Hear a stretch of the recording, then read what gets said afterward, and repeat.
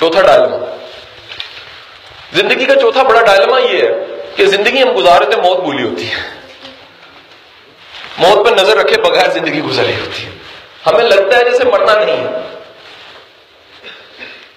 ہم جو جنازہ پڑھتے ہیں وہ دراصل اس بات کے یقین کے لیے پڑھتے ہیں کہ ہم نے بھی چلے جانا ہے، اور پھر بھی ہمیں یقین نہیں آتا، وہ بھی رسمیں بن گئی ہیں۔ ایک تو یہ واٹس ایپ، فیس بک اور چیزوں نے بڑا کمال کیا ہے۔ ایک بندہ کہتا ہے میری والدہ کا انتقال ہو گیا، اور پھر فخر نے کہتا ہے یار تھلے بڑے کمنٹ آئے، بڑی فیڈ بیک آئی، یار دیکھو یار 1,500 بندے نے لائک کیتا ہے، تے او لوکاں نے کاپی پیسٹ کر کر کے ان اللہ نے ڈال دیا۔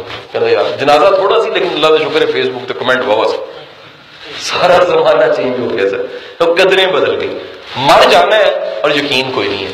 یہ میرا ایک سوال تھا کسی دانشور سے، لوکل کسی اچھے دانشور سے، نام لیے بغیر، میں نے کہا جی آپ کے دروازے پہ بڑے بڑے حکمران آئے دعا کے لیے، مختلف معاملات کے لیے، میرا آپ سے سوال یہ کہ ان کو کس کیٹیگری میں فال کریں، انسانوں کی کس کیٹیگری میں فال کریں؟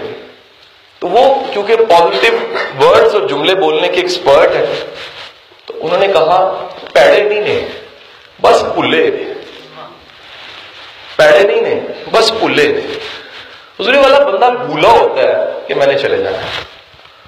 تو یاد رکھیے گا زندگی زیادہ مزیدار ہو جاتی ہے جب پتہ کہ چلے جانا ہے، اس میں ٹیسٹ بلڈ ہو جاتا ہے۔ ایک تو فیئر ہے نا جی، ہمیں کیا سکھایا جاتا ہے، اور ماری جانا تو کی کرنا ہے، اور میں اپنی 570 لیکچرز میں پروموٹ کر چکا ہوں ویڈیوز میں، کیونکہ مر جانا ہے اسی لیے تو کچھ کر کے جانا ہے۔